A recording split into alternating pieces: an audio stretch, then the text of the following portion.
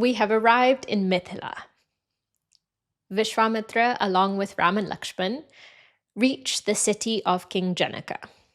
And so they find a place to stay just on the outskirts.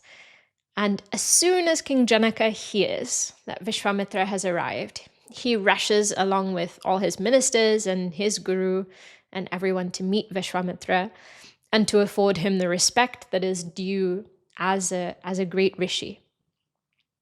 And it's very beautifully described how King Janaka is, number one, he's a king, so he himself is very respected. But he is also a what is described as a Raja Rishi.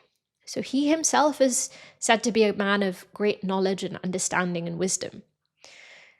And more than that, he is said to be one whose mind is very equanimous, very balanced, very detached. One of the names of Janaka is Videha. And that means the one who has gone beyond the body.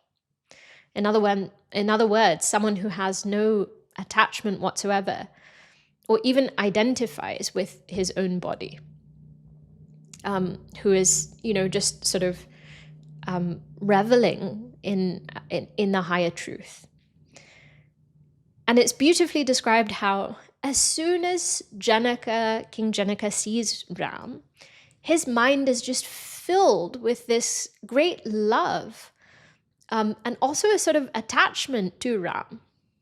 And he himself is so surprised. He says, my mind is normally so balanced and equanimous, and yet I'm seeing this young prince and I'm just filled with love.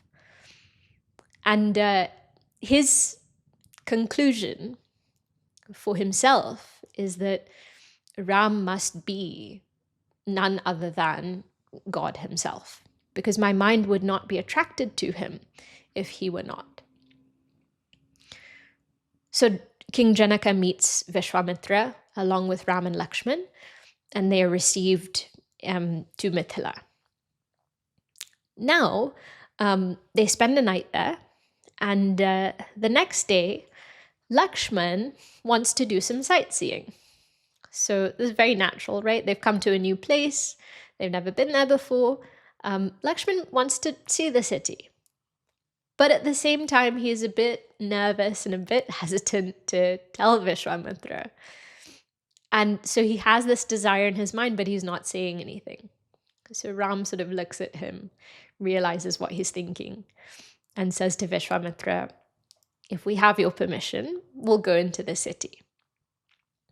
So Vishwamitra, of course, agrees, and they walk into the city. And as they're walking, everyone who sees them is, again, just like King Janaka, everyone is captivated by these two princes walking through their city. And as soon as they see them, everyone thinks of King Janaka's daughter. Everyone has this matchmaking mindset, right? So as soon as they see Ram, they think, here is the prince who can marry our Sita. And Ram becomes a sort of like Pied Piper. He walks through the city, and all the children who see him end up just following him and, in a really nice way, pointing out to him all their favorite places. This is where we live. This is where we play. And so both the princes are taken through the city. And Lakshman is satisfied that they've seen everything. And so they go back and they stay another night with, this place where they've set up with Vishwamitra. Now, before this actual event, right, this of the sort of the event where the bow is being held, which is called the Swayamvar, because the purpose of this whole event is that Sita Ji is being found someone who is worthy of her to marry. And so the test of who's worthy is who can lift this bow and who can string the bow. But before that, so early the next morning, what happens is Ram and Lakshman go into the city because they go to collect flowers for Vishwamitra to use in his worship. And the garden that they've chosen to go to is also a garden where there is a temple that Sita ji and her friends visit. And so this is sort of the meet cute that happens in the Ramayana, that is described just so beautifully in the Tulsi Ramayana. And what happens is, first, Sita's friend catches sight of these two princes. And she sees them, and she sees their beauty, and she is just lost for words. And so she actually has sort of tears streaming down her face. She comes back to Sita ji and, all the friends, and they're all sort of like, what's happening? What's going on? Why are you crying? And so she takes them to this spot where they can see the two princes. And again, the same thing happens. As soon as all the friends see Ram, all of them think he's perfect for Sita. None of them want him for themselves. So they spot him first. Then Lakshman and Ram spot Sita. So all this time, they're not actually making eye contact, right? So at one point, the girls are looking at Ram and Lakshman. They're looking somewhere else. Then Ram and Lakshman spot Sita and her friends. And at that point, they're all looking somewhere else. Ram sees Sita, and he, again, is also filled with love at the sight of her. And his mind is so pure, he immediately expresses to Lakshman. But as soon as they've left, he goes back to Vishwamitra and says, this is what happened. And Vishwamitra smiles because he knows, that this is the reason they've come there. And Sita also sees Ram, and she is, of course, filled with love for him. But at the same time, she thinks, if he has to marry me, he has to break this bow. And he looks young. He doesn't look that strong. Is he going to be able to do it? And so she goes to this temple that is dedicated to Parvati Devi, and she prays there. And so, of course, even now there is this tradition of girls who want to get married sometimes are, told to pray to Parvati ji, because she is the one who blesses for that purpose. So this meeting happens, and now the event is taking place. And so Vishwamitra, Ram, Lakshman, they arrive in the city. There is this big assembly of all kings and princes and noblemen, and everyone is there. And everyone has tried their hand, and no one has been able to pick up this bow. And so Vishwamitra, Ram, and Lakshman are seated whilst everyone is trying. And it gets to a point where almost everyone has tried, no one has been able to succeed. So King Janaka gets a little bit frustrated, and he stands up and he sort of says, "Are there no real men left in the world? All of you are so weak. None of you can even lift this bow." And at that point, Lakshman gets a bit offended, not for himself, but on Ram's behalf. That, Ram is here in this assembly. How dare you say that there are no real men left in the world? So he gets up and he sort of, he says something. And once he's finished, he sort of sits back down and sheepishly kind of looks at Ram. Ram smiles. It's okay. And then Vishwamitra looks at Ram and he says, "Now you get up and you lift the bow." Bearing in mind they've watched, right, everything that's happened so far. So both Ram and Lakshman have been seeing that everyone who comes to this bow has been unsuccessful. No one has been able to touch it. No one has been able to lift it.